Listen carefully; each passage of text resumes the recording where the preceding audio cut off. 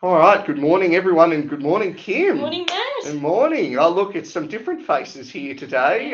No Andrew and Karen, not cursed by Friday the 13th. I can certainly assure you of that. Forgot about that. Yeah, ominous day, but no, both very well and safe as far as we're aware. But our intrepid leader, Andrew, off for some more travel at the moment. So enjoying that new life, that new open world we're living in again. Good for him. Yeah, absolutely. And we've got some special viewers that we want to shout out to today, Yeah, of course. we do. We lost our lovely Julia Holt, who left us a couple of weeks ago to. But hi, Julia. I hear you're watching, so enjoy. Yes, yeah, no, we We'll do be in miss you, touch. and We thank you do. for tuning in today. Yeah. Well, look, before we get into the cases today, we've got a couple of bits of sort of newsworthy items to walk through that we thought we'd spend a little bit more time on this week. Really interesting one in the context of Andrew's discussions over the last few weeks about differences between jurisdictions. Well, thanks to the Victorian government, we've got another one in the Equal Opportunity Act and in the discrimination space. You might have seen earlier this week laws in Victoria decriminalising sex work came into effect. And as part of that suite of changes, the government have introduced a new protected attribute to the Equal Opportunity Act, which is the attribute of profession, trade, or occupation. Now, intended really to capture people who have worked in sex work or who are sex workers to prevent them from being discriminated against on the basis of that work. But very interestingly, the government have chosen to go for a broader definition, and it's actually not defined in the Act at all, it just says profession, trade, or occupation. What we're seeing is the Victorian Equal Opportunity Commission have picked up on that and said, well, look, this actually can apply to more than just simply sex work. It can really apply to any profession, trade, or occupation. So, for example, it would be discriminatory if you had an office environment and you knew that an employee used to work as a cleaner, for example. If you overlooked them for a promotion or excluded them on that basis, that would be discrimination now under the Act. Thankfully, there is a very clear exception, though, which is that where the discrimination would be necessary on the basis of the occupational requirements, it wouldn't be discrimination. So, for example, if we've got a teacher, someone with no teaching experience, it's not discrimination to exclude them from the role. Okay, so I think it's a really positive thing, isn't it, Matt? Because it means now that no matter what industry people work in, they can feel safe in the workplace. Oh, absolutely, Kim. I think it's a really big change. So perhaps some unintended effects, given the kind of topic line there about the sex workers, but a really fascinating development in this space. Look, obviously, another very popular topic for Andrew is the gig economy and how things are changing and moving around in that space. What we've seen this week is that Menulog and TWU have actually come to an agreement around some minimum standards that sit around the workers engaged by Menulog in the delivery driving services. Very unusual and unique sort of approach here that we're seeing. Nothing in sort of a binding agreement. It's not an enterprise agreement or anything of that nature, but simply some sort of well publicised agreement between the two on some standards and principles that they're going to apply across the board to their workers. Okay. So it's interesting, isn't it, Matt, that Menulog have taken a bit of a different approach to the likes of Uber, where they've actually agreed that their drivers are employees. Yeah, absolutely, Kim. I mean, look, it's really fascinating. Menulog have sort of been the first one to put their heads above the parapets, so to speak. They've really sort of said, look, we're going to treat these employees not as independent contractors or some third different category of workers. And look, that's had some good and bad for them. They're currently sort of in the Fair Work Commission fighting about the creation of an on-demand delivery award, and they're taking a couple of losses there as well. So it's an interesting lesson about, taking the steps before. Really, we see state and federal governments do this, and in the midst of an election campaign, I think we'll see, in the next couple of months, regardless of who gets into government, some change there. So interesting for Menulog to take that jump. Okay. Yeah. Thank you, Matt. So I'm just going to have a little chat about work cover, which will lead into the discussion that we'll be having later about reasonable management action. So we've got Victoria and New South Wales, who are both finding themselves in a bit of financial difficulty at the moment with the cost of the work cover scheme. And the VWA was in a very similar position back in 2004 when they reduced the entitlement for weekly payments from retirement age to a cap of 130 weeks. And I think the driving force behind the increasing cost in the scheme at the moment is actually stress claims. We've seen quite a jump in mental health claims in recent years. It's gone from 6% of all claims being mental health to currently being 14%. And it's forecast to go up to 36% by 2030, which is absolutely huge. Big jump. Big jump. So that's really relevant to our employer clients, because I think you'll see both an increase in the number of claims that you're receiving, but also an increase in the number of claims that are accepted, because the governments don't want to be seen as denying mental health claims. But they are the most expensive. They're the hardest to manage, because it's very hard to get people with a mental health injury back to work if they feel that they've been bullied.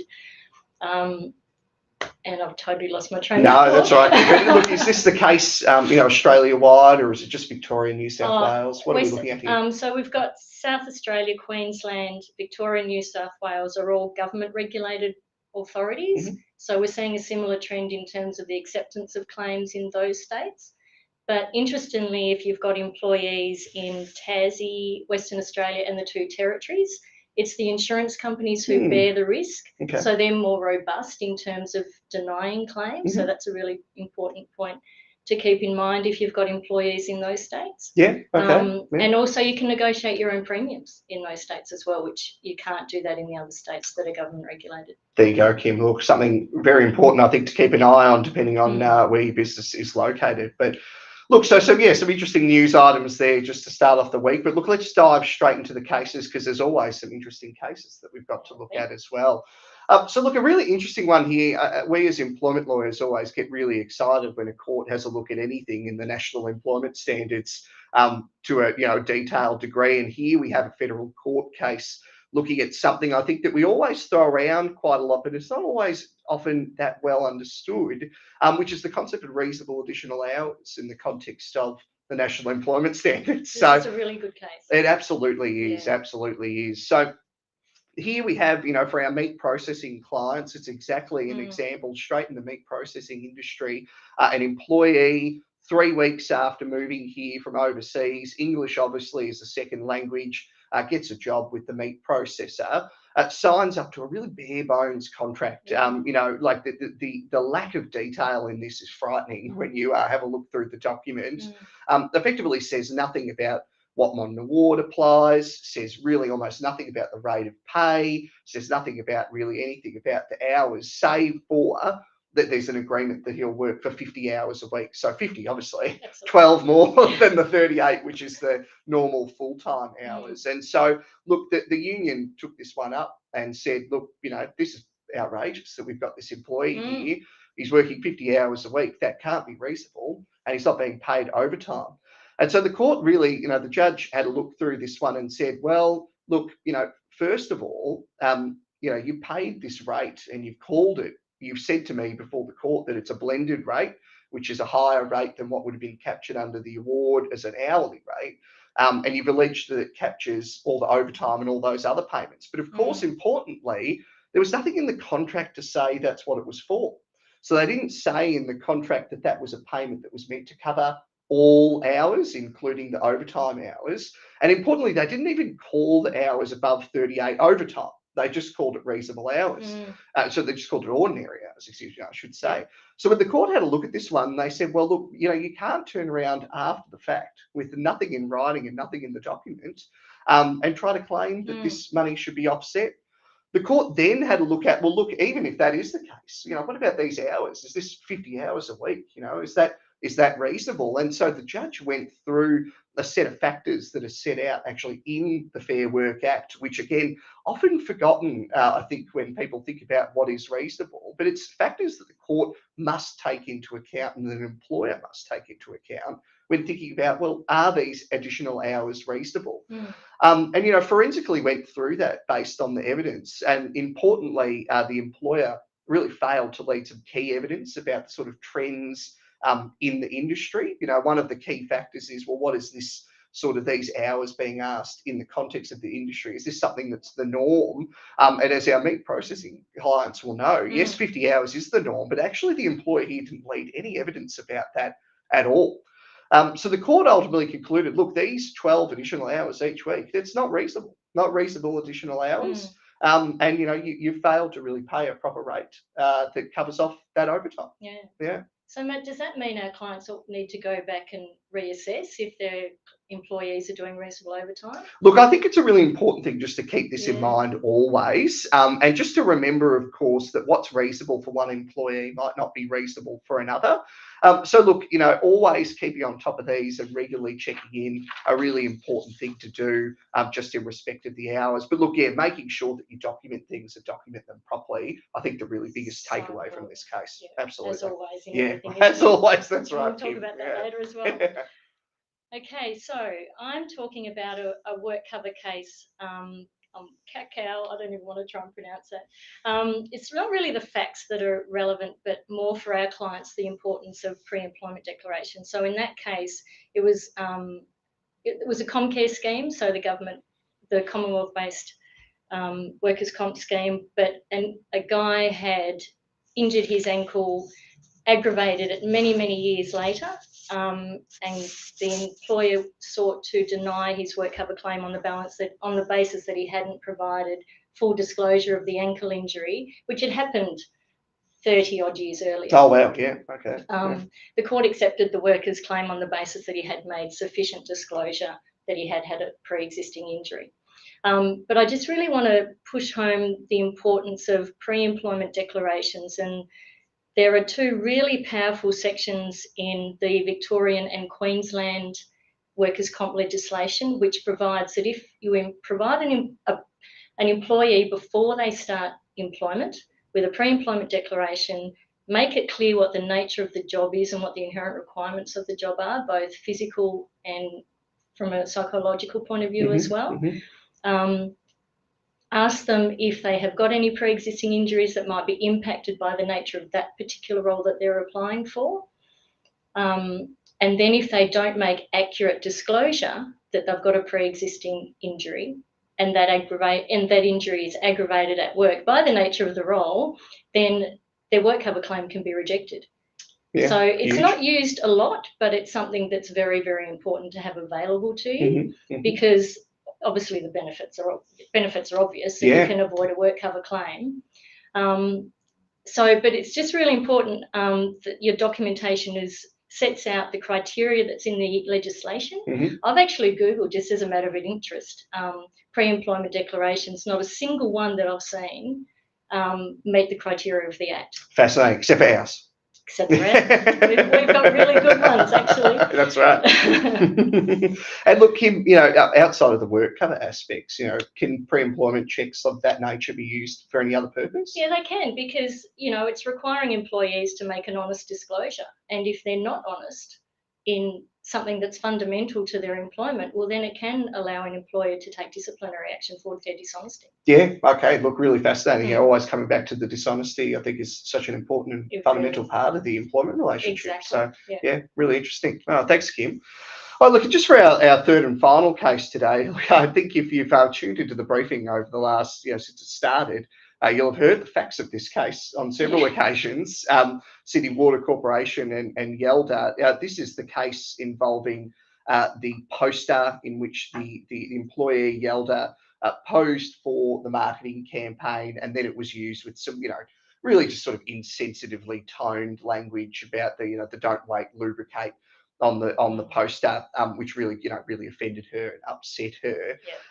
This has such a litigious history, a fascinating history of being all over the place. The Australian Human Rights Commission, the New South Wales Supreme Court, the Court of Appeal, the Civil and Administrative Tribunal. So just a really, it's just a complete breakdown really in the employment relationship. And where it's most recently come back to the fore here is now in the Fair Work Commission. So although these things have all happened over the last 6 years, really, because the poster went up in 2016 and we're now 2022, so a really long time ago, Yelda didn't resign or finish up her employment until 2020, in December of that year. So she was off for, obviously, there was a period of time she was on personal leave, period of time that she was on a work cover claim, and then a period of time where she was unfit to return to work. But in the midst of that, of course, implemented and instigated all of these bits of litigation around the sexual harassment. And while that was going on, effectively, Sydney Water just stopped talking to her. They stopped talking to her as an employee, and they were really only absolutely, yeah. Well, as you're about to find out as well, they really only engaged with her in the context of the litigation. So she resigned in December after one of the Civil and Administrative Tribunal decision of finding that she'd been sexually harassed. And then it's brought a constructive dismissal claim. And so she's made an unfair dismissal claim in the Fair Work Commission.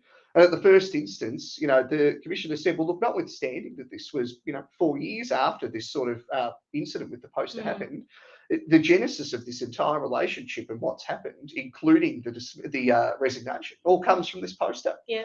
And the commissioner broke it all down and looked through all the evidence and said, look, I'm satisfied that in the circumstances where, Sydney Water Corporation didn't talk to this employee for 2.5 years. That she had no other choice but to resign. So the corporation appealed to the full bench, and the full bench said, look, we don't necessarily agree with all of the kind of conclusions that the commission has reached, but effectively came to the same conclusion and said, look, resignation, it's a constructive dismissal, unfair dismissal claim can go. So it's back down to a first instance commissioner to look at the substantive issues. Okay. Yeah. So Matt, though, is this a case that's so unique that our clients don't really need to worry about it? Look, yes and no, Kim. I mean, there certainly is a really unique set of circumstances here, but I think it's a really important reminder to sort of never forget, to deal with people in a sensitive way. Although you might, reasonable minds might differ about the sort of extent and severity of the conduct that sort of led to everything here. It is really important just, treat those issues sensitively, treat it in a reasonable way, and just make sure that you're thinking about employee-specific circumstances when you're dealing with them. Because, look, if you don't do it in the right way, you might be seen to have forced them out the door if they resign. So really just an important reminder here, treat people nicely, and remember to take into their account their personal circumstances. Yeah, absolutely. Yeah. And that's a beautiful segue. An absolutely fantastic segue, maybe almost like we did it by design, Kim. Segue straight into our topic for today, which obviously is about performance managing employees and really about reasonable management action. And Kim, this is right in your wheelhouse in the work cover space. So much of what I do in work cover is dealing with this issue. Particularly in relation to defending work cover claims for mental health injury. So, as I said before, mental health claims are increasing. Employees are aware of their ability much more to bring a claim. And as I said, regulators are accepting many more claims than they have before. So what I'd like to talk about is to give our clients some really key points to keep in mind always front of centre when they are managing a difficult employee, and that will set them up to have the best chance of defending a work cover claim. So when we talk about reasonable management action, obviously we're only dealing with the mental health work cover claims, not physical claims. So there are 3 defences to a mental health work cover claim. One is they haven't suffered an injury, so it's got to be a diagnosable injury. Stress is not an injury. Typically, we're seeing an adjustment disorder, post-traumatic stress disorder. Yeah, wow. Okay. So either no injury didn't arise at work, so out of or in the course of employment is the test. But if it did arise at work, was it wholly or predominantly due to management action taken in a reasonable manner? So every jurisdiction across the country has a reasonable management action defence to a work cover claim. The most obvious defence to a mental health claim is the reasonable management action. So I just want to talk about setting yourselves up to put yourselves in the best position so that you can successfully defend a claim.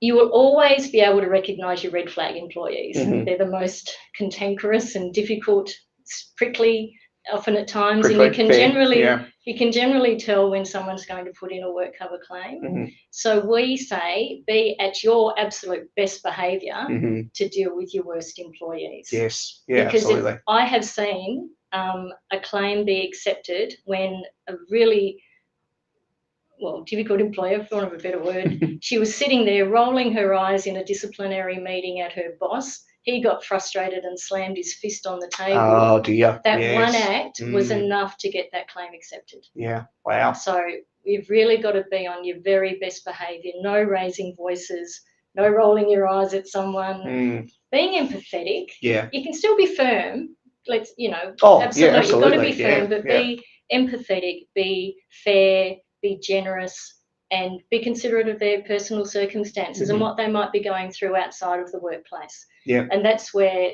knowledge of your supervisors comes in, and the knowledge that they have of their staff. But look, we could talk about this for hours, and I know I don't have that much time. We absolutely could. I'll be quick. So just if there's any sort of if you're inviting someone to a meeting, always good advice to give them advance warning. So don't just spring it on them at the last minute, and always tell them what we'll be discussing at the meeting, because otherwise, and I've seen this time and time again, they say, I was ambushed. I went into a meeting, I didn't know who was going to be there, I didn't know what we were talking about. Common. Yeah. Really common. So don't ever put yourselves in that position. Document everything. I cannot tell you how important this is. It's the theme of today. Employers will often try and take a more relaxed approach with the difficult employees because they don't want to upset them. So they take it gently, have sort of little discussions with them, but nothing's formalised. It is those claims that will always be accepted without doubt, because the insurers will say there wasn't management action. Having a chat to someone that, they're coming in late or they're treating someone badly, that's not management action. I actually recommend formally performance improvement plans be put in place to deal with employees. With the right details. Absolutely. So they have to know what they've done wrong, what the expectations on them are to fix it, how they can fix it, by when they have to fix it. Yeah. And again, we've got a really good performance improvement plan template. We absolutely do. Which will really help to set up the defence of any work cover claim. The things that the insurers, interestingly and very frustratingly, always focus on is, were they invited to have a support person at every meeting? So always offer a support person. Yes. Yeah. Always offer EAP if you have an EAP always program EAP. available. Absolutely.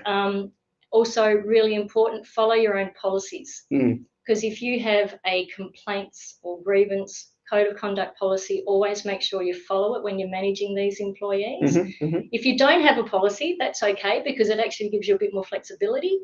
But if you do have a prescriptive policy, you must follow it. Yeah, absolutely. And look, I'm conscious that because I spoke a lot at the beginning, Kim, we're sort of running a little bit short on time there. But look, yeah, absolutely. I think one of the key takeaways, absolutely, from what Kim said, and this is absolutely your expertise, Kim, it's the inner reasonable matter. That's the part that we often see. It's very relevant in the bullying and relevant in the unfair dismissal context too. You can have all the rolled gold best processes in the world, and you should have those and document them. You got to carry it out in a reasonable manner. Think about who it is, think about those particular circumstances, and take them into account really when you're doing all of these things, because it's going to pay dividends when you need to defend the work cover claim, when you need to defend the bullying allegation, or when you need to defend the unfair dismissal claim. Absolutely. Yeah. All right. And look, thank you so much, Margaret. I see, yes, absolutely, noticing that stress written on a medical certificate is now being accepted in New South Wales. So, well, see, there you go. That goes to my point about iCare just not wanting to reject claims. They don't want to reject it. They don't want to reject it. All right. Well, look, we might move on to the case study. Obviously, we get excited about all this news and about reasonable management actions. So I'll let Kim read through that. Okay. So after you might have to. Sorry, we have a little extra pop-up on the screen. So Kim will read the paper. So Dennis was a difficult soul. He worked for Carmel, who was the production supervisor at the Somerville plant of South Bee's lovely ocean trout hatcheries, or sloth. Great name. Which was the packaging arm of the Tasmanian fish farm business. Dennis was a machine operator on the vacuum sealing end of the slicing packaging machine. He was quarrelsome, fractious and cantankerous.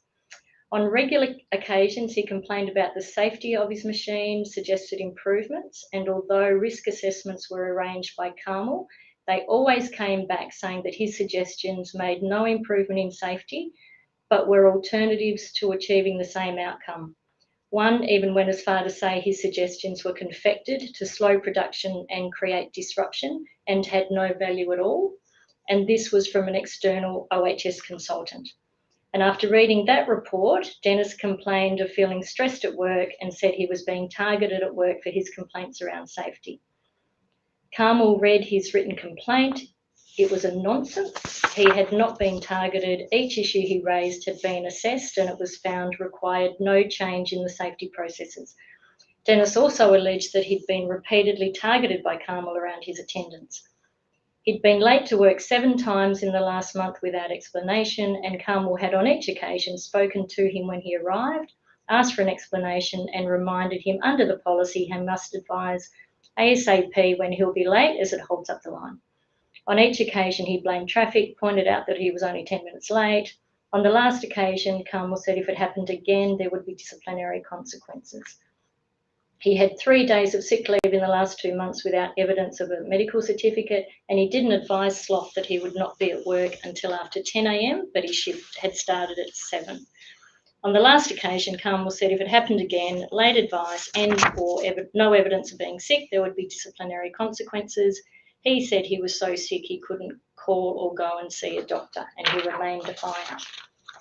In his complaint, he said he was protected by the whistleblower policy around safety risk complaints. Carmel spoke to Adrian, the group ops manager. He agreed they should write to Dennis, say there was no company breach, so the whistleblower provisions do not apply. He had been treated fairly by Carmel on each occasion. Both Carmel and he were very happy to meet with him and assist to resolve any issues. I'm so conscious of time, Matt. I'm sorry. No, that's all right. Keep no, very good. All right. So look, everyone, thanks so much. As always, sign on to the link in the comments or scan the QR code, and then we'll blitz through these answers once we get back to the other side. Gee, it's an interesting fact scenario, this one. Drafted by our intrepid leader, Andrew, of course. Yes. Tried to throw some curveballs in there. There are some curveballs. Yeah, we had to actually discuss them. They're not that obvious. We absolutely did, yeah. So we'll see what people come we did have to have a think about that, and so on with him a little bit, just so we could, make sure we understood what he was looking to get out of this one. But, always interesting when you've got safety complaints and when you've got performance issues managing at the same time. Very on brand for what we've been talking about today. Yeah. Totally. So look, so just while people are doing that, we've got some information coming out next week to our clients that Nina has been putting together. Yes, that's right. So everyone so look out for that. Yeah, keep an eye on your email inboxes, I believe, is where you'll see that. So thanks really to Nina helpful. for her expertise and putting a lot of time and effort for that. Absolutely, really as she always does. All right, so excellent. Well, look, obviously the first question, does Dennis have an adverse action claim? And look, a bit of an interesting one here. There's 2 sort of incidents in this that could perhaps give rise to that. But what this is an important reminder of is, would he have an adverse action claim? Look, he could make one, but it wouldn't be successful. Basically, when you look at this fact scenario, he's made the complaints about safety, and he's obviously been ill or absent and late in relation to the tardiness. But anything that would be done in terms of the warnings or anything like that, it wasn't done for the reason by the decision maker that he had made those complaints or inquiries about his work. So yes, could he make them? Would he be successful? I think the answer to that one really is no. No, absolutely. All right, and was he a whistleblower at law? So for our repeat attendees, you'll recall there was a case about this one in our case summaries last week.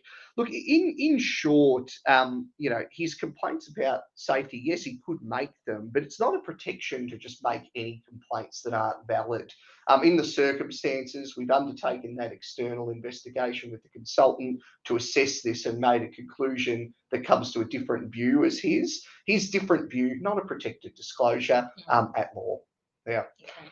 All right. And third question, could Dennis make a successful workers' comp claim for stress if he presented a medical certificate from a qualified doctor diagnosing anxiety and PTSD from his treatment by Brian and Carmel? Okay. Injury, tick. Reasonable management action will be the defence here. Where are we going for time? Yeah, we're almost there. Sorry, Kim. On the safety issue, that was all managed. They addressed his safety concerns, so he won't get up on his work cover claim. On the attendance issues, it really depends on how well Carmel addressed it, if it was documented, if she can demonstrate to the insurer that she treated him fairly and that all steps she took were reasonable. So it all comes down to the formality of the management action and how well it's documented, keeping in mind that how well it's documented. The employer has to prove that management action was taken out and it was reasonable. Yeah. It's not the worker to prove that it wasn't. No, that's right. Very That's important right, Kim. distinction. So yeah, big takeaways from today. Do things reasonably in Yeah. all occasions. Make sure you document it really well. That's Yeah. it. Thanks, Well, thank you so much, Kim. This has been fun for you and I to Thank do. you. And for everyone watching at home, you can please send through, react on LinkedIn for us. Your interactions help us spread the message of the briefing even further. I know Andrew loves the love heart as the react, but if you could give us the insightful or even the thinky face, I think that's a fun one too. That'd be really excellent. But look, thanks so much, everyone, for tuning in. All the best for the rest of the week. And you'll see some mixture of us next week on Friday. Excellent. Have a Bye, weekend, everyone. everyone.